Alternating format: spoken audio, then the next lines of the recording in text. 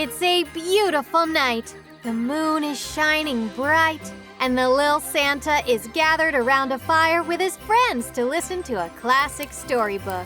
Welcome to Lil Santa's Christmas Chronicles. What you doing, Lil Santa? I am ho-ho-hoing through my memory to find the perfect Christmas chronicle for tonight's story. What's a chronicle? That like that thingy that you put over your eye or something? No, that's a monocle. You know, like the unicycle of eyeglasses. A chronicle is another word for story. I am so in the mood for another story. That's why we're here, the Magic Storybook. And I have picked out a true holiday treat. Mirror, mirror on the wall, what's the greatest Christmas chronicle of them all? There are so many. Yes, but there's only one me. In a world of heroes and stories, I'm a constantly entertaining subject. Yes, sir, Mr. Fox. And that's also why you're usually at the tippity top of my naughty list. Okay. Now grab your hot chocolate and snuggle up tight. My Christmas Chronicle is about to begin. Storytime, go!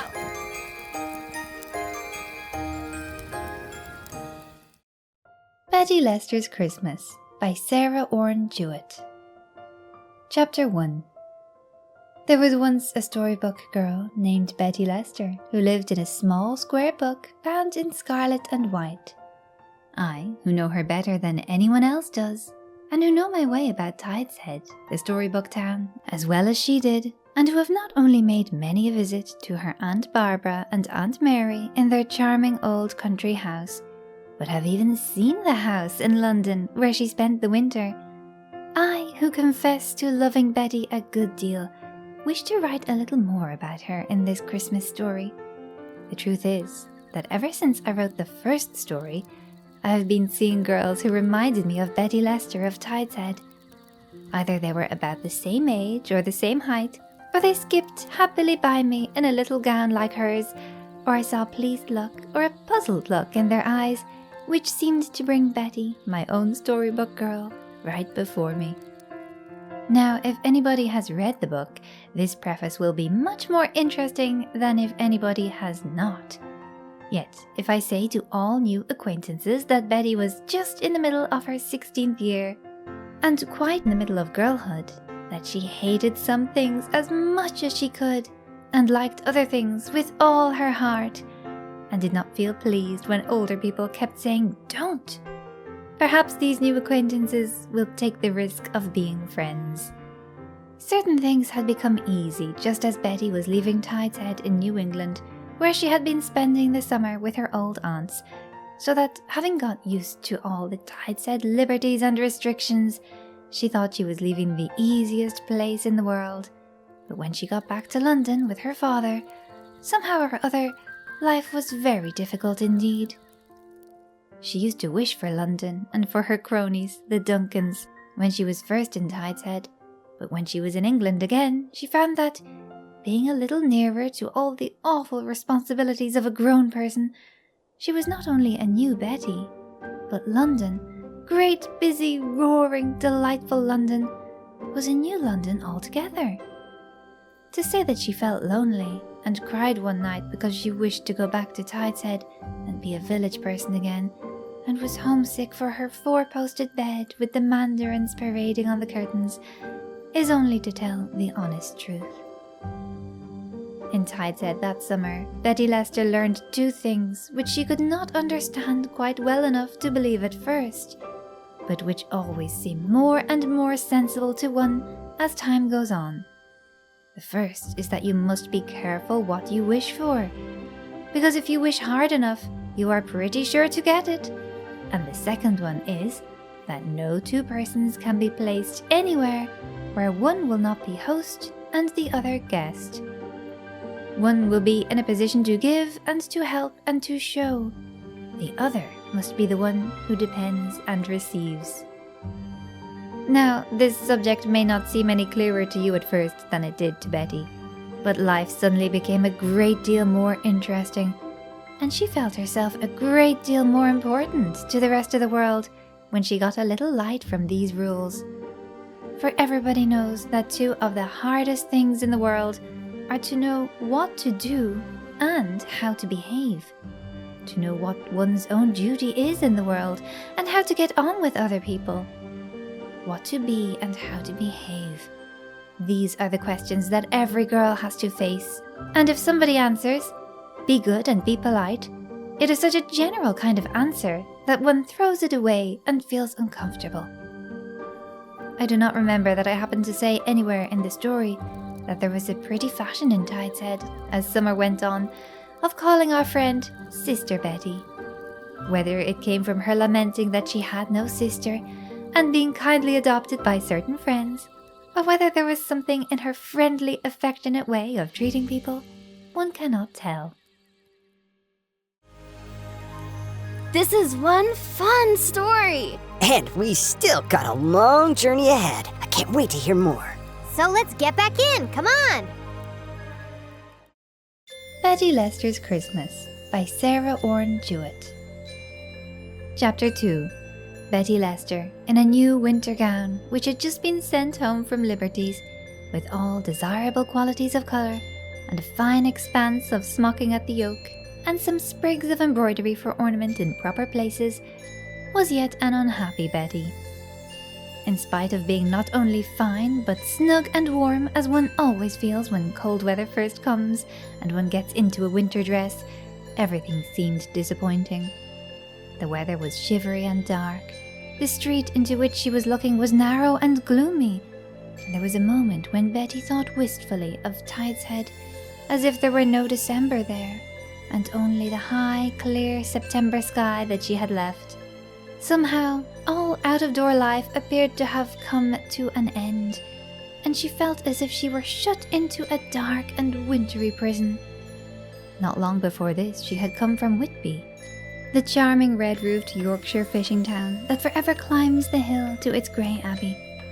There were flocks of young people at Whitby that autumn, and Betty had lived out of doors in pleasant company to her heart's content, and tramped about the moors and along the cliffs with happy parties, and played golf and cricket, and helped to plan some great excitement or lively excursion for almost every day.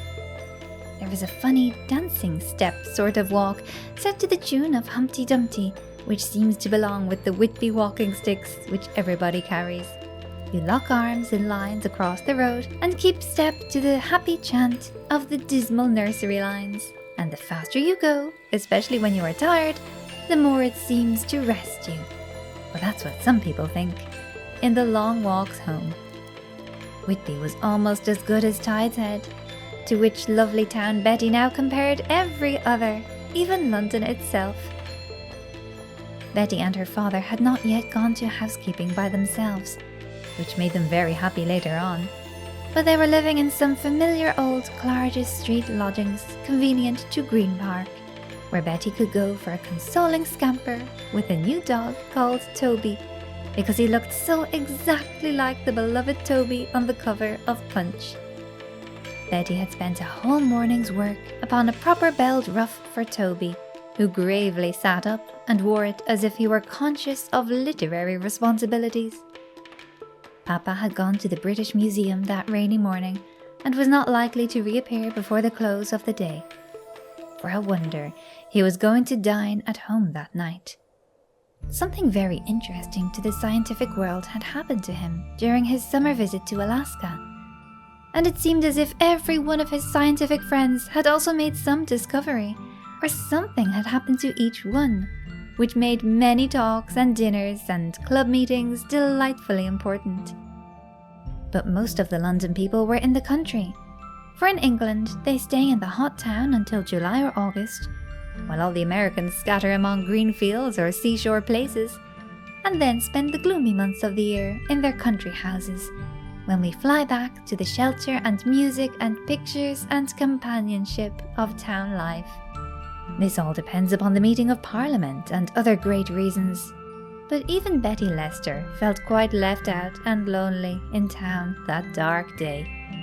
Her best friends, the Duncans, were at their great house in Warwickshire. She was going to stay with them for a month, but not just yet, while her father was soon going to pay a short visit to a very great lady indeed at Danesley Castle, just this side of the border. This very great lady indeed was perfectly charming to our friend.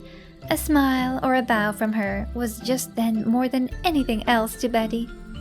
We all know how perfectly delightful it is to love someone so much that we keep dreaming of her a little all the time. And what happiness it gives when the least thing one has to do with her is a perfectly golden joy. Betty loved Mrs. Duncan fondly and constantly, and she loved Aunt Barbara with a spark of true enchantment and eager desire to please. But for this new friend, for Lady Mary Danesley, who was Mrs. Duncan's cousin, there was something quite different in her heart. As she stood by the window in Clarges Street, she was thinking of this lovely friend, and wishing for once that she herself was older, so that perhaps she might have been asked to come with Papa for a week's visit at Christmas. But Lady Mary would be busy enough with her great house party of distinguished people. Once she had been so delightful as to say that Betty must someday come to Danesley with her father, but of course this could not be the time. Miss Day, Betty's old governess, who now lived with her mother in one of the suburbs of London, was always ready to come and spend a week or two if Betty were to be left alone, and it was pleasanter every year to try to make Miss Day have a good time as well as to have one oneself. But somehow a feeling of having outgrown Miss Day was hard to bear. They had not much to talk about except the past and what they used to do, and when friendship comes to this alone, it may be dear, but is never the best sort. The fog was blowing out of the street, and the window against which Betty leaned was suddenly flecked with raindrops. A telegraph boy came round the corner as if the gust of wind had brought him, and ran towards the steps. Presently the maid brought in a telegram to Betty, who hastened to open it, as she was always commissioned to do in her father's absence. To her surprise, it was meant for herself. She looked at the envelope to make sure. It was from Lady Mary. "Can you come to me with your father next week, dear? I wish for you very much." "There's no answer. At least there's no answer now," said Betty, quite trembling with excitement and pleasure. "I must see Papa first, but I can't think that he will say no. He meant to come home for Christmas Day with me, and now we can both stay on." She hopped about, dancing and skipping, after the door was shut. What a thing it is to have one's wishes come true before one's eyes.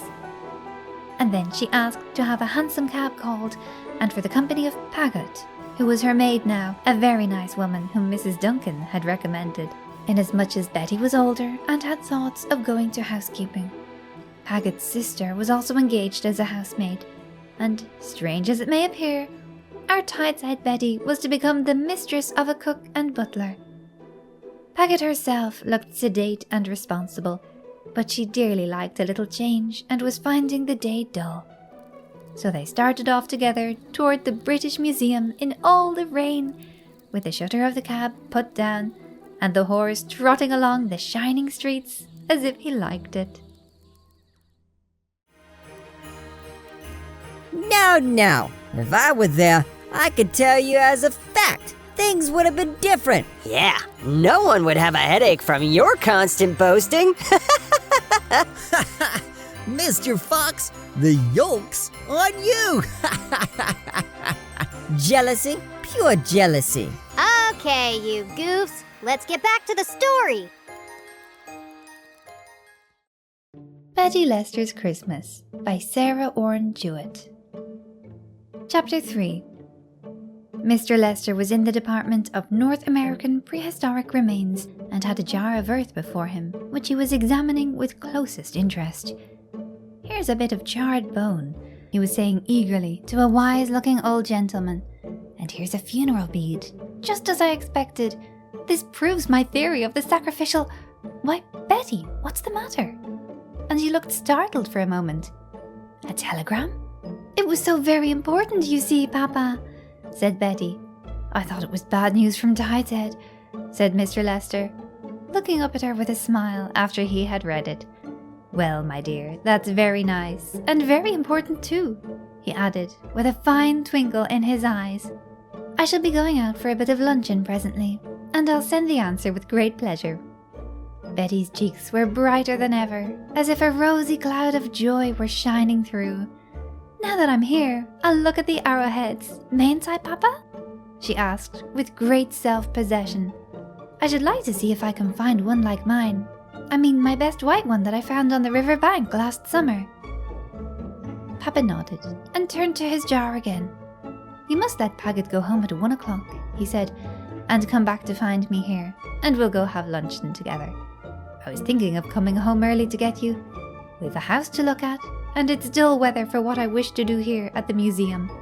Clear sunshine is the only possible light for this sort of work," he added, turning to the old gentleman, who nodded, and Betty nodded sagely, and skipped away with Paget to search among the arrowheads.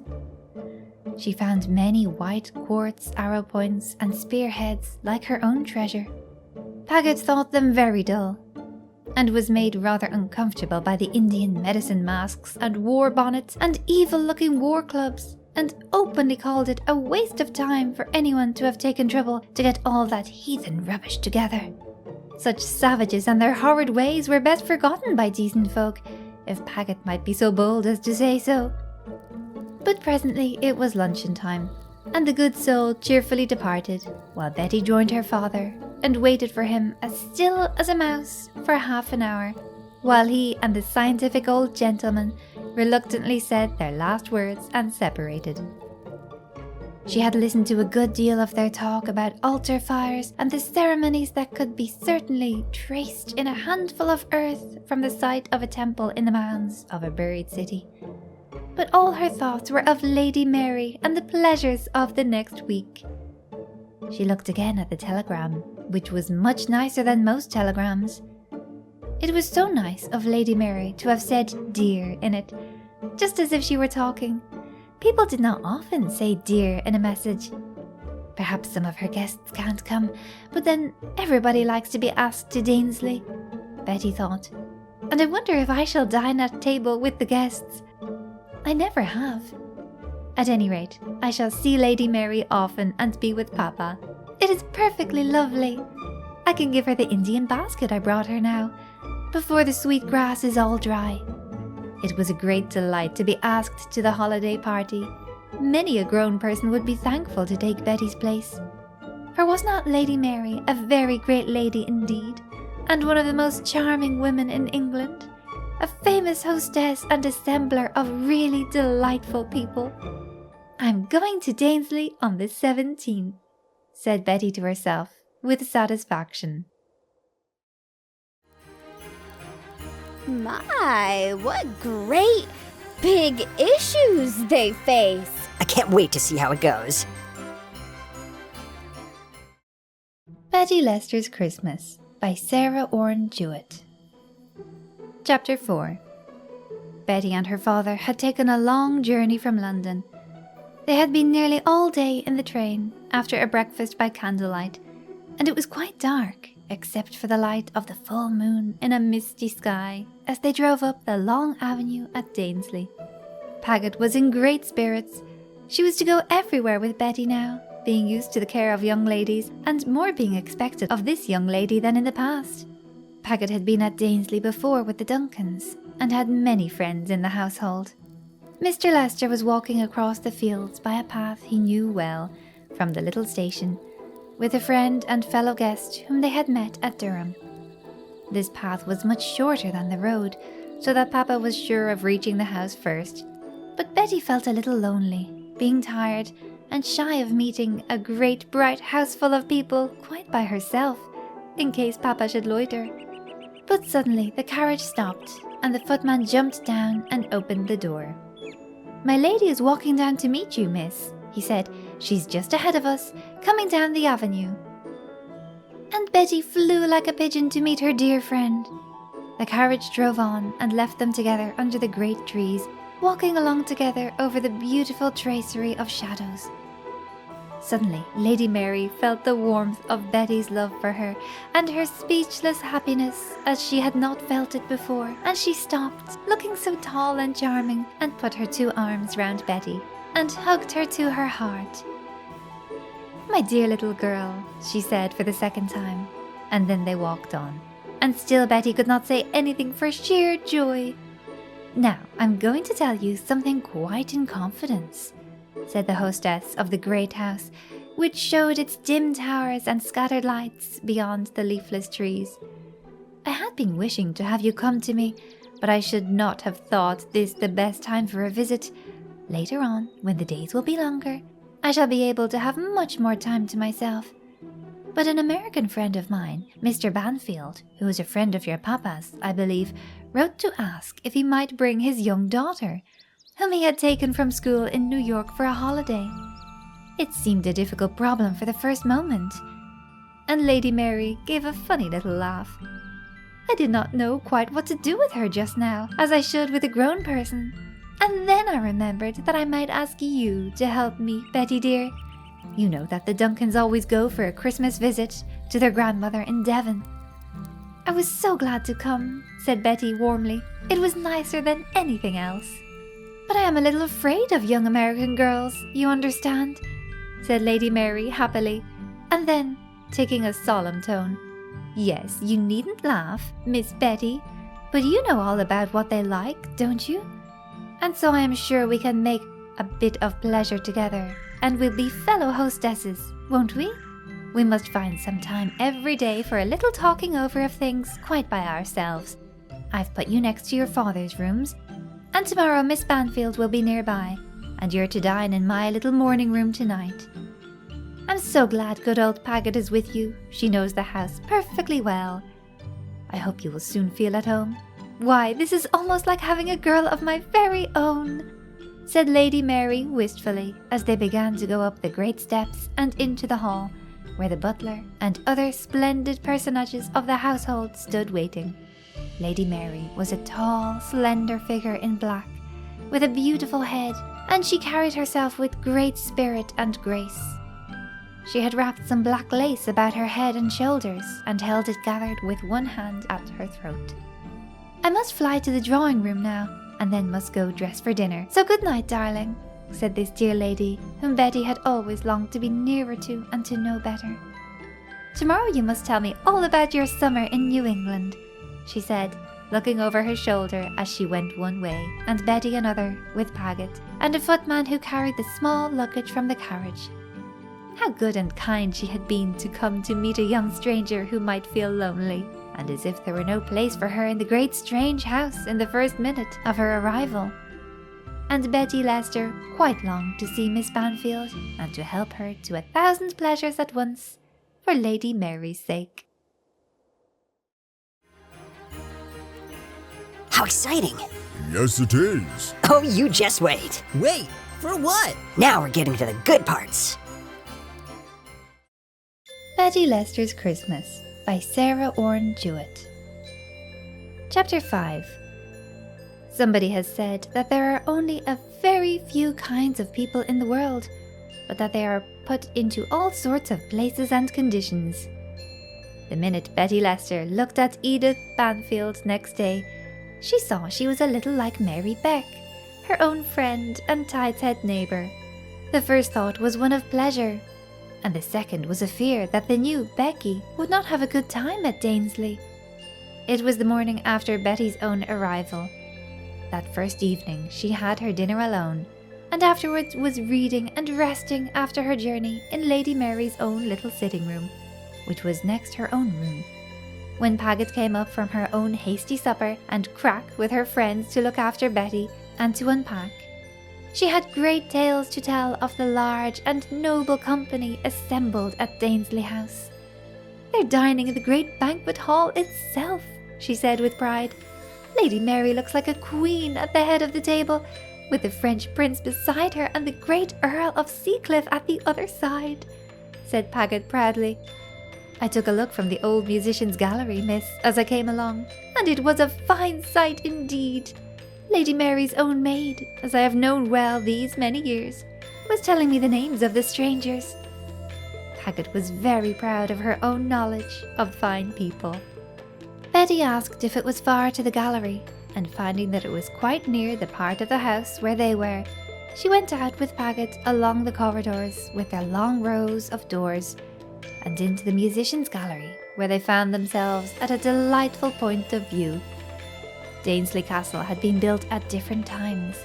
The banquet hall itself was very old and stately, with a high carved roof. There were beautiful old hangings and banners where the walls and roof met, and lower down were spread great tapestries.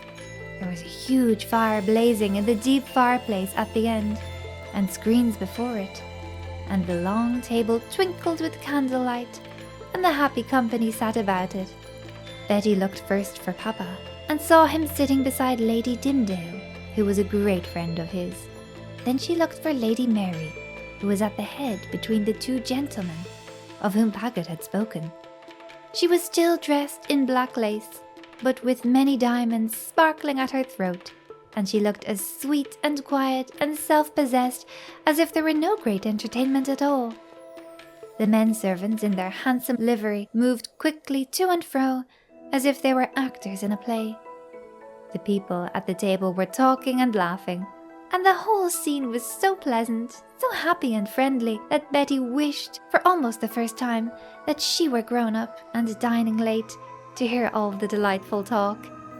She and Paget were like swallows high under the eaves of the great room. Papa looked really boyish. So many of the men were older than he. There were 20 at the table, and Paget said, as Betty counted them, that many others were expected the next day. You could imagine the great festivals of an older time as you looked down from the gallery. In the gallery itself, there were quaint little heavy wooden stools for the musicians, the harpers and fiddlers and pipers who had played for so many generations of happy dancers, for whom the same lights had flickered, and over whose heads the old hangings had waved. You felt as if you were looking down at the past. Betty and Paget closed the narrow door of the gallery softly behind them, and our friend went back to her own bedroom, where there was a nice fire, and nearly fell asleep before it, while Paget was getting the last things unpacked and ready for the night. You've gotta be yiking my basket. So what on earth, ho, happens next? Let's find out. Betty Leicester's Christmas by Sarah Orne Jewett. Chapter 6. The next day at about 9 o'clock, Lady Mary came through her morning room and tapped at the door. Betty was just ready and very glad to say good morning. The sun was shining, and she had been leaning out upon the great stone windowsill, looking down the long slopes of the country into the wintry mists. Lady Mary looked out too, and took a long breath of the fresh, keen air. "It's a good day for hunting," she said, "and for walking. I'm going down to breakfast, because I have planned for an idle day. I thought we might go down together if you were ready." Betty's heart was filled with gratitude.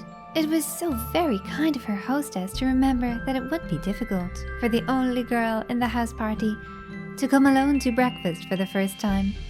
They went along the corridor and down the great staircase, past the portraits and the marble busts and figures on the landing. There were 2 or 3 ladies in the great hall at the foot, with an air of being very early, and some gentlemen who were going fox hunting, and after Betty had spoken with Lady Dimdale, whom she knew, they sauntered into the breakfast room, where they found some other people, and Papa and Betty had a word together, and then sat down side by side to their muffins and their eggs and toast and marmalade. It was not a bit like a Tide's Head company breakfast.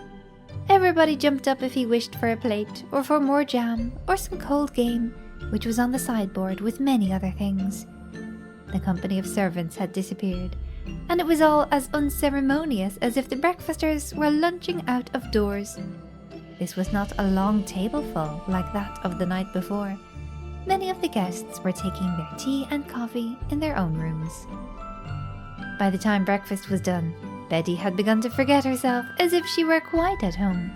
She stole an affectionate glance now and then at Lady Mary, and had fine bits of talk with her father, who had spent a charming evening, and now told Betty something about it, and how glad he was to have her see their fellow guests. When he went hurrying away to join the hunt, Betty was sure that she knew exactly what to do with herself. It would take her a long time to see the huge old house and the picture gallery, where there were some very famous paintings, and the library, about which Papa was always so enthusiastic. Lady Mary was to her more interesting than anybody else, and she wished especially to do something for Lady Mary. Aunt Barbara had helped her niece very much one day in Tideshead, when she talked about her own experience in making visits and going much into company. The best thing you can do, she said, is to do everything you can to help your hostess. Don't wait to see what is going to be done for you, but try to help entertain your fellow guests and to make the moment pleasant, and you will be sure to enjoy yourself and to find your hostess wishing you to come again. Always do the things that will help your hostess. Our friend thought of this sage advice now, but it was at a moment when everyone else was busy talking, and they were all going on to the great library except 2 or 3 late breakfasters who were still at the table. Aunt Barbara had also said that when there was nothing else to do, your plain duty was to entertain yourself, and having a natural gift for this, Betty wandered off into a corner and found a new Punch and some of the American magazines on a little table close by the window seat. After a while, she happened to hear someone ask, "What time is Mr. Banfield coming?" "By the 11 o'clock train," said Lady Mary. "I'm just watching for the carriage that is to fetch him. Look, you can see it first between the 2 oaks there to the left." It is an awkward time to get to a strange house, poor man, but they were in the south and took a night train that is very slow. Mr. Banfield's daughter is with him, and my dear friend Betty, who knows what American girls like best, is kindly going to help me entertain her. "Oh, really?" said one of the ladies, looking up and smiling as if she had been wondering just what Betty was for, all alone in the grown-up house party. "Really, that's very nice. But I might have seen that you are Mr. Leicester's daughter. It was very stupid of me, my dear. You're quite like him. Oh, quite." "I have seen you with the Duncans, have I not?" asked someone else with great interest. "Why, fancy," said this friendly person, who was named the Honourable Miss Northumberland, a small, eager little lady in spite of her solemn great name. "Fancy, you must be an American too. I should have thought you quite an English girl." "Oh, no, indeed," said Betty. "Indeed, I'm quite American, except for living in England a very great deal." She was ready to go on and say much more, but she had been taught to say as little about herself as she possibly could, since general society cares little for knowledge that is given it too easily, especially about strangers and oneself. "There's the carriage now," said Lady Mary, as she went away to welcome the guests. "Poor souls, they will like to get to their rooms as soon as possible," she said hospitably. But although the elder ladies did not stir, Betty deeply considered the situation, and then, with a happy impulse, hurried after her hostess. It was a long way about, through 2 or 3 rooms and the great hall to the entrance, but Betty overtook Lady Mary just as she reached the great door, going forward in the most hospitable, charming way to meet the newcomers. She did not seem to have seen Betty at all. The famous lawyer, Mr. Banfield, came quickly up the steps, and after him, more slowly, came his daughter, whom he seemed quite to forget.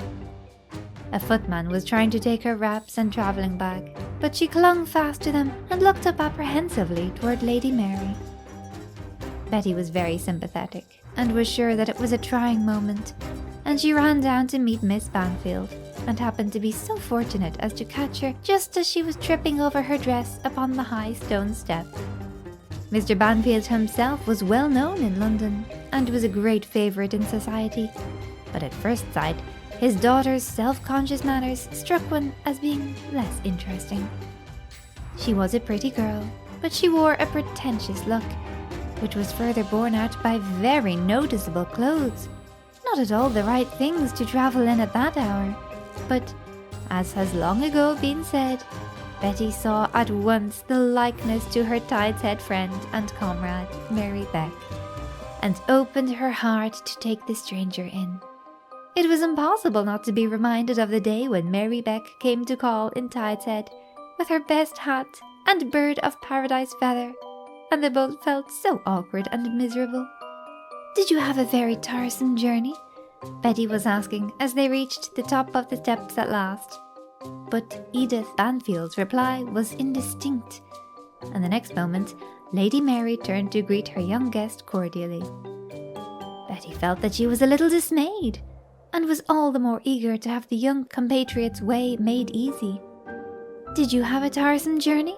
asked Lady Mary in her turn, but the reply was quite audible now. "Oh yes," said Edith. "It was awfully cold. Oh, awfully. And so smoky and horrid and dirty. I thought we should never get here, with changing cars and horrid stations and everything," she said, telling all about it. "Oh, that was too bad," said Betty, rushing to the rescue, while Lady Mary walked on with Mr. Banfield. Edith Banfield talked on in an excited, persistent way to Betty, after having finally yielded up her bag to the footman, and looking after him somewhat anxiously. "It's a splendid big house, isn't it?" she whispered, "but awfully solemn looking. I suppose there's another part where they live, isn't there? Have you been here before? Are you English?" "I'm Betty Leicester," said Betty in an undertone. "No, I haven't been here before, but I have known Lady Mary for a long time in London. I'm an American too." "You aren't, really?" exclaimed Edith. "Why, you must have been over here a good many times or something." She cast a glance at Betty's plain woolen gear and recognized the general comfortable appearance of the English schoolgirl. Edith herself was very fine in silk attire, with much fur trimming and a very expensive hat. "Well, I'm awfully glad you're here," she said with a satisfied sigh. "You know all about it better than I do, and you can tell me what to put on." "Oh yes, indeed," said Betty cheerfully, "and there are lots of nice things to do. We can see the people, and then there are all the pictures and the great conservatories, and the stables and dogs and everything. I've been waiting to see them with you, and we can ride every day if you like, and Papa says it's a perfectly delightful country for walking." "I hate to walk," said Edith frankly. "Oh, what a pity," lamented Betty, a good deal dashed. She was striving against a very present disappointment, but still the fact could not be overlooked that Edith Banfield looked like Mary Beck. Now, Mary was apt to distrust all strangers and to take suspicious views of life, and she had little enthusiasm. But Betty knew and loved her loyalty and really good heart. She felt sometimes as if she tried to walk in tight shoes when Becky's opinions had to be considered. But Becky's world had grown wider month by month, and she loved her very much. Edith Banfield was very pretty, and that was a comfort. And though Betty might never like her as she did Mary Beck, she meant more than ever to help her have a good visit. Lady Mary appeared again, having given Mr. Banfield into the young footman's charge. She looked at Sister Betty for an instant with an affectionate, amused little smile, and kept one hand on her shoulder as she talked for a minute pleasantly with the new guest. A maid appeared to take Edith to her room, and Lady Mary patted Betty's shoulder as they parted. They did not happen to have time for a word together again all day. By luncheon time the two girls were very good friends, and Betty knew all about the newcomer, and in spite of a succession of minor disappointments, the acquaintance promised to be very pleasant. Poor Edith Banfield, like poor Betty, had no mother, but Edith had spent several years already at a large boarding school. She was taking this journey by way of vacation, and was going back after the Christmas holidays. She was a New Yorker, and she hated the country, and loved to stay in foreign hotels. This was the first time she had ever paid a visit to England, except to some American friends who had a villa on the Thames, which Edith had found quite dull. she had not been taught either to admire or to enjoy very much, which seemed to make her schooling count for but little so far. But she adored her father and his brilliant wit in a most lovely way, and with this affection and pride, Betty could warmly sympathize. Edith longed to please her father in every possible fashion, and secretly confessed that she did not always succeed, in a way that touched Betty's heart. It was hard to know exactly how to please the busy man. He was apt to show only a mild interest in the new clothes, which at present were her chief joy. Perhaps she was always making the mistake of not so much trying to please him as to make him pleased with herself, which is quite a different thing. You know, even I, an experienced, astute, adventure-seeking, swashbuckling mammal like myself, can admit this story's like nothing I've ever heard before. My tale is completely fluffed. Fluffed, I tell ya. This is so cool. Never in a million trillion bazillion years squared times 2, divided by infinity, has there ever been anything like it. Just wait. Betty Leicester's Christmas by Sarah Orne Jewett. Chapter 7. There was an anxious moment on Betty's part when Edith Banfield summoned her to decide upon what dress should be worn for the evening. Paget, whom Betty had asked to go and help her new friend, was wearing a disapproving look, and 2 or 3 fine French dresses were spread out for inspection. "Why, aren't you going to dress?" asked Edith. "I was afraid you were all ready to go down, but I couldn't think what to put on." "I'm all dressed," said Betty, with surprise. "Oh, what lovely gowns! But She suddenly foresaw a great disappointment. "We needn't go down yet, you know, Edith. We're not out, and dinner isn't like luncheon here in England. We can go down afterward, if we like, and hear the songs, but we girls never go to dinner when it's a great dinner like this. I think it is much better fun to stay away. At least, I've always thought so, until last night. And then it really did look very pleasant," she frankly added. "Why, I'm not 16, and you're only a little past, you know." But there lay grown-up young ladies' evening gowns, as if to confute all Betty's arguments. "How awfully stupid," said Edith with great scorn. "Nursery tea for anybody like us." And she turned to look at Betty's dress, which was charming enough in its way, and made in very pretty girlish fashion. "I should think they'd make you wear a white pinafore," said Edith ungraciously. But Betty, who had been getting a little angry, thought this so funny that she laughed and felt much better. "I wear muslins for very best," she said serenely. "Why, of course we'll go down after dinner and stay a while before we say good night. They'll be out before 9:30. I mean the ladies, and we'll be there in the drawing room. Oh, isn't that blue gown a beauty? I wish I had put on my best muslin, Paget." "You look very suitable, Miss Betty," said Paget stiffly. Paget was very old-fashioned, and Edith made a funny little face at Betty behind her back. The 2 girls had a delightful dinner together in the morning room next Betty's own, and Edith's good humour was quite restored. She had had a good day, on the whole, and the picture galleries and conservatories had not failed to please by their splendours and delights. After they had finished their dessert, Betty, as a great surprise, offered the hospitalities of the musicians' gallery, and they sped along the corridors and up the stairs in great spirits, Betty leading the way. "Now don't get upset, little benches," she whispered as she opened the narrow door out of the dark passage, and presently their 2 heads were over the edge of the gallery. They leaned boldly out, for nobody would think of looking up. The great hall was even brighter and happier than it had looked the night before. The lights and colours shone, there were new people at table, and much talk was going on. The butler and his men were more military than ever. It was altogether a famous, much diamonded dinner company, and Lady Mary looked quite magnificent at the head. "It looks pretty," whispered Edith, "but how dull it sounds. I don't believe that they are having a bit of a good time. At home, you know, there's such a noise at a party. What a splendid big room." "People never talk loud when they get together in England," said Betty. "They never make that awful chatter that we do at home. Just 4 or 5 people who come to tea in Tideshead can make one another's ears ache. I couldn't get used to it last summer. Aunt Barbara was almost the only tea party person in Tideshead who didn't get screaming. Oh, I do think it's splendid, said Edith wistfully. I wish we were down there. I wish there was a little gallery lower down.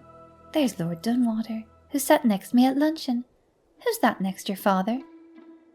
There was a little noise behind the eager girls, and they turned quickly. A tall boy had joined them, who seemed much disturbed at finding anyone in the gallery, which seldom had a visitor. Edith stood up, and seemed an alarmingly tall and elegant young lady in the dim light. Betty, who was as tall, was nothing like so imposing to behold at that moment. But the newcomer turned to make his escape. "Don't go away," Betty begged, seeing his alarm and wondering who he could be. "There's plenty of room to look. Don't go." And thereupon the stranger came forward. He was a handsome fellow, dressed in Eton clothes. He was much confused and said nothing, and after a look at the company below, during which the situation became more embarrassing to all three, he turned to go away. "Are you staying in the house too?" asked Betty timidly. It was so very awkward. "I just came," said the boy, who now appeared to be a very nice fellow indeed. They had left the musicians' gallery, nobody knew why, and now stood outside in the corridor. "I just came," he repeated. "I walked over from the station across the fields. I'm Lady Mary's nephew, you know. She's not expecting me. I had my supper in the housekeeper's room. I was going on a week's tramp in France with my old tutor just to get rid of Christmas parties and things. But he strained a knee at football and we had to give it up. So I came here for the holidays. There was nothing else to do," he explained ruefully. "What a lot of people my aunt's got this year." "It's very nice," said Betty cordially. "It's beastly slow, I think," said the boy. "I like it much better when my aunt and I have the place to ourselves." "Oh, no, that's not what I mean," he said, blushing crimson as both the girls laughed. "Only we have jolly good times by ourselves, you know. No end of walks and rides, and we fish if the water's right. You ought to see my aunt cast a fly." "She's perfectly lovely, isn't she?" said Betty, in a tone which made them firm friends at once. "We're going down to the drawing room soon. Wouldn't you like to come?" "Yes," said the boy slowly. "It'll be fun to surprise her. And I saw Lady Dimdale at dinner. I liked Lady Dimdale awfully." "So does Papa," said Betty. "Oh, so very much. Next to Lady Mary and Mrs. Duncan." "You're Betty Leicester, aren't you? Oh, I know you now," said the boy, turning toward her with real friendliness. "I danced with you at the Duncans, at a party, just before I went to Eton. Oh, ever so long ago. You won't remember it. And I've seen you once besides, at their place in Warwickshire, you know. I'm Warford, you know." "Why, of course," said Betty with great pleasure. "It puzzled me. I couldn't think at first, but you've quite grown up since then. How we used to dance when we were little things. Do you like it now?" "No, I hate it," said Warford coldly, and they all three laughed. Edith was walking alongside, feeling much left out of the conversation, though Warford had been stealing glances at her. "Oh, I am so sorry. I didn't think," Betty exclaimed in her politest manner. "Miss Banfield, this is Lord Warford. I didn't mean to be rude, but you were a great surprise, weren't you?" And they all laughed again, as young people will. Just then they reached the door of Lady Mary's morning room. The girls' dessert was still on the table, and, being properly invited, Warford began to eat the rest of the fruit. "One never gets quite enough grapes," said Warford, who was evidently suffering the constant hunger of a rapidly growing person. Edith Banfield certainly looked very pretty. Both her companions thought so, but they felt much more at home with each other. It seemed as if she were a great deal older than they, in her fine evening gown. Warford was very admiring and very polite, but Betty and he were already plunged into the deep intimacy of true fellowship. Edith got impatient before they were ready to go downstairs, but at last they all started down the great staircase, and had just settled themselves in the drawing room when the ladies began to come in.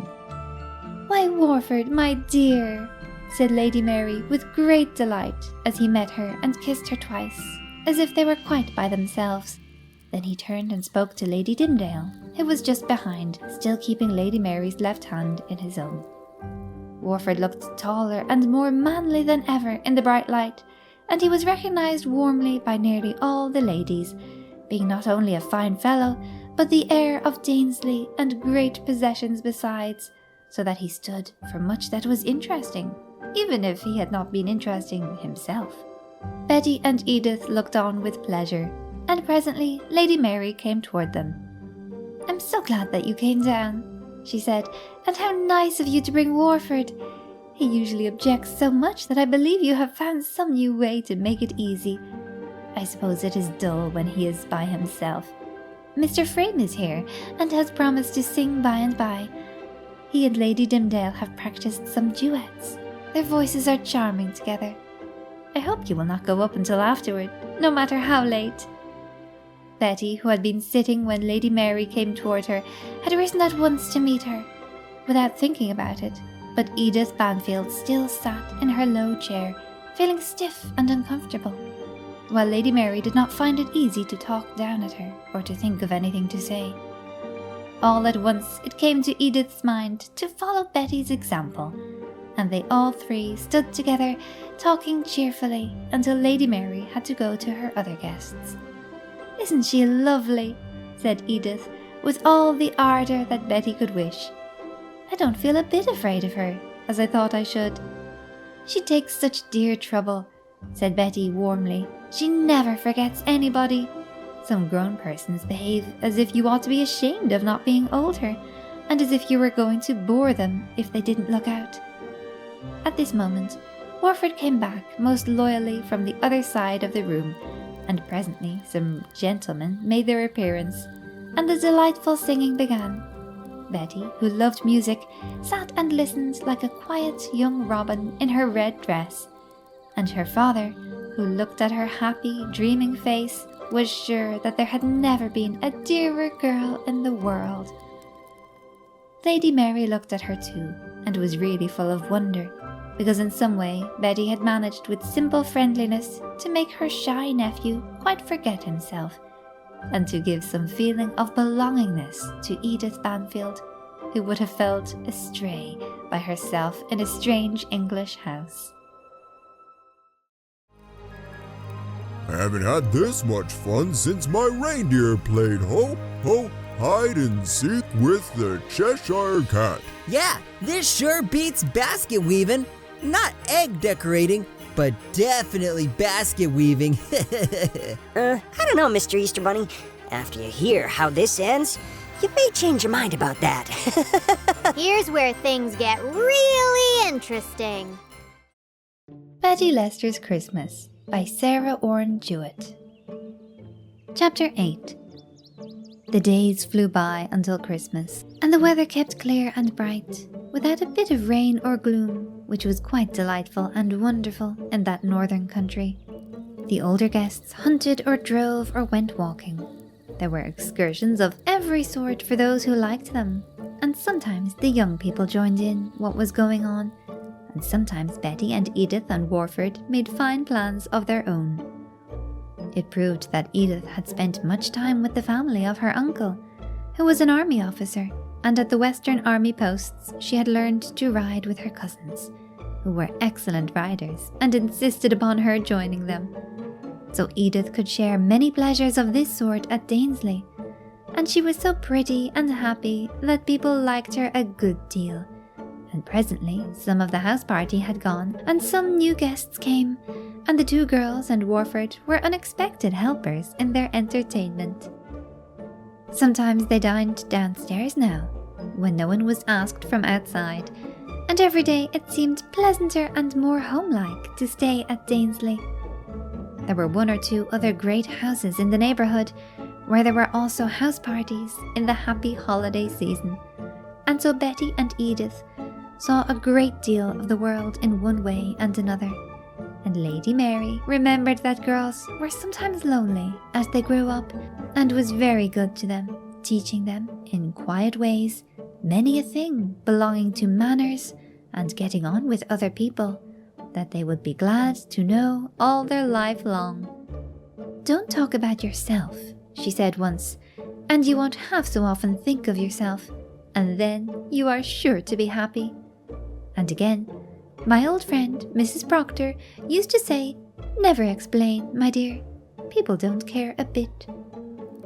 Warford was more at home in the hunting field than in the house, but the young people saw much of each other. He took a great deal of trouble, considering his usual fashion, to be nice to the two girls, and so one day, when Betty went to find him, he looked up eagerly to see what she wanted. Warford was busy in the gun room with the parts of a gun which he had taken to pieces.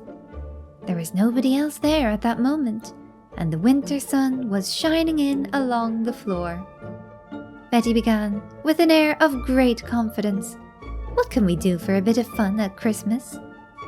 Warford looked up at her over his shoulder, a little bewildered. He was just this side of 16, like Betty herself. Sometimes he seemed manly, and sometimes very boyish, as happened that day. "I'm in for anything you like," he said, after a moment's reflection. "What's on?"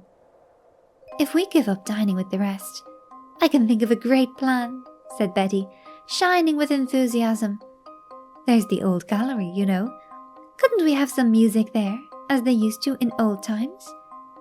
"My aunt would like it awfully," exclaimed Warford, letting his gunstock drop with a thump. "I'd rather do anything than sit all through the dinner. Somebody'd be sure to make a row about me, and I should feel like getting into a burrow. I'll play the fiddle." "What did you mean? Singing or what? If we had a Christmas Eve, we might have the Christmas waits, you know." "Fancy!" said Betty in true English fashion, and then they both laughed. "The waits are pretty silly," said Warford. "They were better than usual last year, though Mr. McAllister, the schoolmaster, is a good musician, and he trained them well. He plays the flute and the cornet. Why not see what we can do ourselves first, and perhaps let them sing last? They'd be disappointed not to come at midnight under the windows, you know," said Warford considerately. "We'll go down and ask the schoolmaster after hours, and we'll think what we can do ourselves. One of the grooms has a lovely tenor voice. I heard him singing 'The Bonny Ivy Tree' like a flute only yesterday, so he must know more of those other old things that Aunt Mary likes." "We needn't have much music," said Betty. "The people at dinner will not listen long. They'll want to talk. But if we sing a Christmas song all together, and have the flute and fiddle, you know, Warford, it would be very pretty, like an old-fashioned choir, such as they used to be in Tideshead. We'll sing things that everybody knows, because everybody likes old songs best. I wish Mary Beck was here, but Edith sings. She told me so. And don't you know how we sang some nice things together the other day upon the moor when we were coming home from the Hermit's Cell ruins?" Warford nodded and picked up his gunstock. "I'm your man," he said soberly.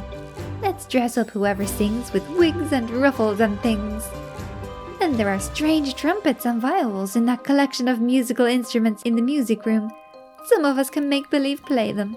A procession! A procession!" exclaimed Betty. "What do you say to a company with masks to come right into the great hall and walk round the table 3 times, singing and playing? Lady Dimsdale knows everything about music. I mean to ask her. I'll go and find her now." "I'll come too," said Warford, with delightful sympathy. "I saw her a while ago writing in the little book room off the library." Robin, Yes? can you hold me? Can't stand the suspense? Of course I can. I have nerves of steel. It's just that it's chilly and stuff. Aha! Get set, everyone. The story continues.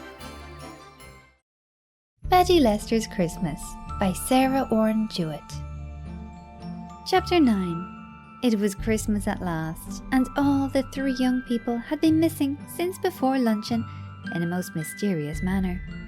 But Betty Leicester, who came in late and flushed, managed to sit next her father, and he saw at once, being well acquainted with Betty, that some great affair was going on. She was much excited, and her eyes were very bright, and there was such a great secret that Mr. Leicester could do no less than ask to be let in, and be happily refused and hushed, lest somebody else should know there was a secret too. Warford, who appeared a little later, looked preternaturally solemn, and Edith alone behaved as if nothing were going to happen. She was as grown up as possible, and chattered away about the delights of New York with an old London barrister who was Lady Mary's uncle, and Warford's guardian, and chief adviser to the great Danesley estates. Edith was so pretty and talked so brightly that the old gentleman looked as amused and happy as possible. "He may be thinking that she's coming down to dinner, but he'll look for her in vain," said Betty, who grew happier herself. "Not coming to dinner?" asked Papa with surprise, at which Betty gave him so stern a glance that he was more careful to avoid even the appearance of secrets from that time on, and they talked together softly about dear old Tideshead and Aunt Barbara and all the household, and wondered if the great Christmas box from London had arrived safely and gone up the river by the packet, just as Betty herself had done 6 or 7 months before.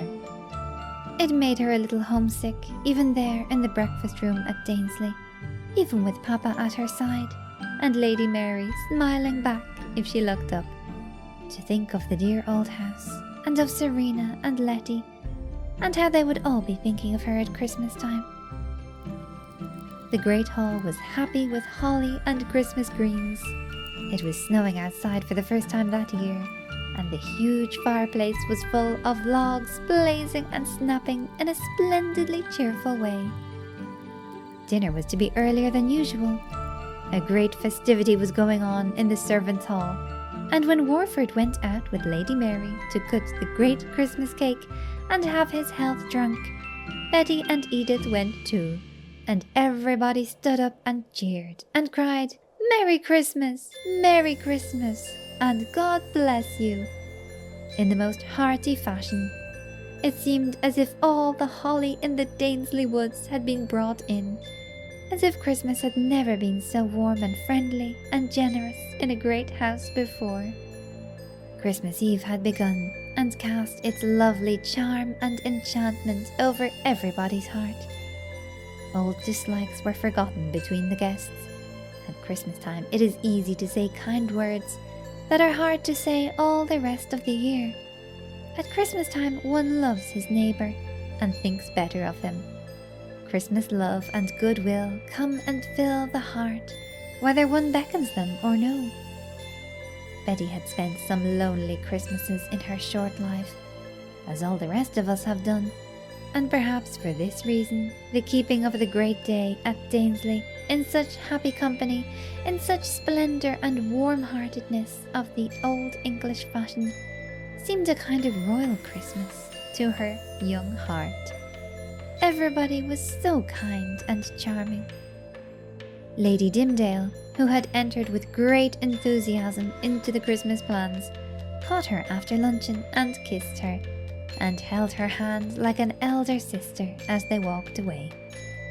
It would have been very hard to keep things from Lady Mary herself, but that dear lady had many ways to turn her eyes and her thoughts, and so many secret plots of her own to keep in hand at this season, that she did not suspect what was going on in a distant room of the old south wing, where Warford still preserved some of his boyish collections of birds' eggs and other plunder, of which he kept the only key.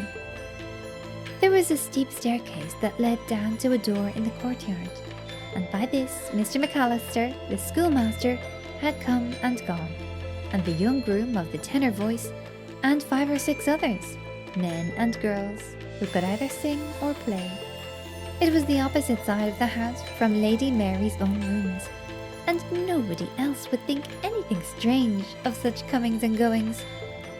Paget and some friendly maids helped with the costumes.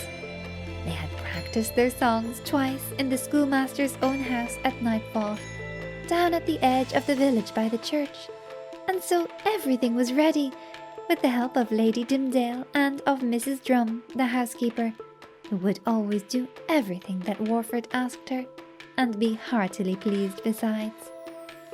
So Lady Mary did not know what was meant until after her Christmas guests were seated, and the old vicar had said grace, and all the great candelabra were lit, high on the walls between the banners and flags, and among the staghorns and armour lower down, and there were lights even in the old musician's gallery, which she could see as she sat with her back to the painted leather screen that hid the fireplace. Suddenly there was a sound of violins and a bass viol and a flute from the gallery, and a sound of voices singing. The fresh young voices of Warford and Betty and Edith and their helpers, who sang a beautiful old Christmas song, so unexpected, so lovely, that the butler stopped halfway from the sideboard with the wine, and the footmen stood listening where they were, with whatever they had in hand. The guests at dinner looked up in surprise, and Lady Dimdale nodded across at Mr. Leicester, because they both know it was Betty's plan coming true in this delightful way. And fresh as the voices were, the look of the singers was even better, for you could see from below that all the musicians were in quaint costume. The old schoolmaster stood in the middle as leader, with a splendid powdered wig and gold-laced coat, and all the rest wore coats and gowns of velvet and brocade, from the old house's store of treasures. They made a charming picture against the wall with its dark tapestry, and Lady Dimdale felt proud of her own part in the work. There was a cry of delight from below as the first song ended. Betty, in the far corner of the gallery, could see Lady Mary looking up so pleased and happy, and holding her dear white hands as she applauded with the rest.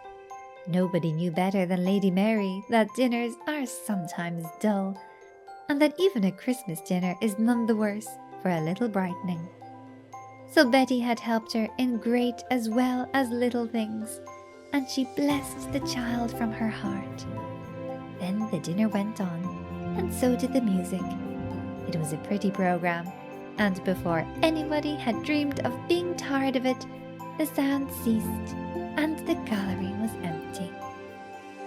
After a while, when dessert was soon coming in, and the Christmas pudding with its flaming fire might be expected at any moment, there was a pause and a longer delay than usual in the serving.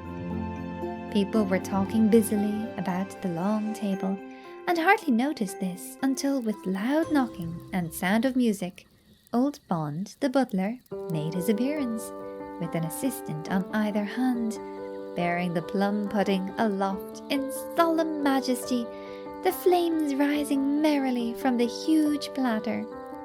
Behind him came a splendid retinue of the musicians, singing and playing. Every one carried some picturesque horn or trumpet or stringed instrument from Lady Mary's collection, and those who sang also made believe to play in the interludes. Behind these were all the men in livery, 2 and 2, and so they went round and round the table until at last Warford slipped into his seat, and the pudding was put before him with great state while the procession waited. The tall, shy boy forgot himself and his shyness, and was full of the happiness of his pleasure. The costumes were all somewhat fine for Christmas choristers, and the young heir wore a magnificent combination of garments that had belonged to noble peers, his ancestors, and was pretty nearly too splendid to be well seen without smoked glass. For the first time in his life, he felt a brave happiness in belonging to Danesley, and in the thought that Danesley would really belong to him. He looked down the long room at Lady Mary, and loved her as he never had before, and understood things all in a flash, and made a vow to be a good fellow and to stand by her so that she should never, never feel alone or overburdened again. Betty and Edith and the good schoolmaster, who was splendid in his white wig and a great addition to the already brilliant company, took their own places, which were quickly made, and dessert went on. The rest of the musicians had been summoned away by Mrs. Drum, the housekeeper, all these things having been planned beforehand. And then it was soon time for the ladies to go to the drawing room, and Betty, feeling a little tired and out of breath with so much excitement, slipped away by herself and to her own thoughts of Lady Mary, who would be busy with her guests, but still more of Papa, who must be waited for until he came to join the ladies, when she could have a talk with him before they said good night. It was perfectly delightful that everything had gone off so well. Lady Dimdale had known just what to do about everything, and Edith, who had grown nicer every day, had sung as well as Mary Beck. She had Becky's voice as well as her look, and had told Betty it was the best time she ever had in her life. And Warford had been so nice and had looked so handsome, and Lady Mary was so pleased because he was not shy and had not tried to hide or be grumpy as he usually did. Betty liked Warford better than any boy she had ever seen, except Harry Foster and Tideshead. They would be sure to like each other, and perhaps they might meet each other someday. Harry's life of care and difficulty made him seem older than Warford, upon whom everybody had always showered all good things he could be persuaded to take. You've got to be yanking my basket. So what on earth, ho-ho, happens next? Let's find out! Betty Leicester's Christmas by Sarah Orne Jewett. Chapter 10. Betty was all by herself, walking up and down in the long picture gallery. There were lights here and there in the huge, shadowy room, but the snow had ceased falling out of doors, and the moon was out and shone brightly in at the big windows with their leaded panes. She felt very happy. It was so pleasant to see how everybody cared about Papa and thought him so delightful. She had never seen him in his place with such a company of people, or known so many of his friends together before. It was so good of Lady Mary to have let her come with Papa. They would have so many things to talk over together when they got back to town. The old pictures on the wall were watching Miss Betty Leicester of Tideshead as she walked past them through the squares of moonlight, and into the dim candlelight, and out to the moonlight again. It was cooler in the gallery than in the great hall, but not too cold, and it was quiet and still. She was dressed in an ancient pink brocade with fine old lace that had come out of a camphor wood chest in one of the storerooms, and she still held a little old-fashioned lute carefully under her arm. Suddenly, one of the doors opened, and Lady Mary came in and crossed the moonlight square toward her. "So here you are, darling," she said. "I missed you, and everyone is wondering where you are. I asked Lady Dimdale, and she remembered that she saw you come this way." Lady Mary was holding Betty, lace and lute and all, in her arms, and then she kissed her in a way that meant a great deal. "Let us come over here and look out at the snow," she said at last, and they stood together in the deep window recess and looked out. The new snow was sparkling under the moon. The park stretched away, dark woodland and open country, as far as one could see. Off on the horizon were the twinkling lights of a large town. Lady Mary did not say anything more, but her arm was round Betty still, and presently Betty's head found its way to Lady Mary's shoulder, as if it belonged there. The top of her young head was warm under Lady Mary's cheek. "Everybody is lonely sometimes, darling," said Lady Mary at last, "and as for me, I am very lonely indeed, even with all my friends and all my cares and pleasures. The only thing that really helps any of us is being loved and doing things for love's sake. It isn't the things themselves, but the love that is in them. That's what makes Christmas so much to all the world, dear child. But everybody misses somebody at Christmas time. And there's nothing like finding a gift of new love and unlooked-for pleasure. Lady Dimdale helped us splendidly.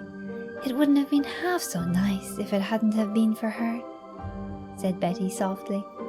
For her Christmas project had come to so much more than she had dreamed at first. There was a stir in the drawing room and a louder sound of voices. The gentlemen were coming in. Lady Mary must go back. But when she kissed Betty again, there was a tear on her cheek. And so they stood waiting a minute longer, and loving to be together. And suddenly the sweet old bells in Danesley Church, down the hill, rang out the Christmas chimes. Whoa, ho, ho! What a truly heartwarming story. I'm all fuzzy inside. And Mr. Fox and I are all fuzzy outside too. True, but my fuzz is both finer and fancier than yours. I've had over 1 million requests to stroke my... And you're about to get one more request to button your lip. The holidays are such an amazing time. Speaking of which, let's go to bed. That way we can wake up early and open Christmas presents. Shouldn't you be getting ready for your yearly run, Little Santa? Much like myself, Christmas is made of pure love and magic. Don't you worry. By the time you wake up, your presents will be there. Are you sure that there's not time for just one more Christmas chronicle, Lil Santa? There are plenty of stories to tell, but not tonight. I guess we're just gonna have to wait for another of Lil Santa's Christmas Chronicles. Or I could just badger Santa for another. Story, story, story! Ho, ho, ho! Merry Christmas, everyone! Thanks for joining us, and we'll see you at Lil Santa's next Christmas Chronicle. Fairy Tale Fun Course, go!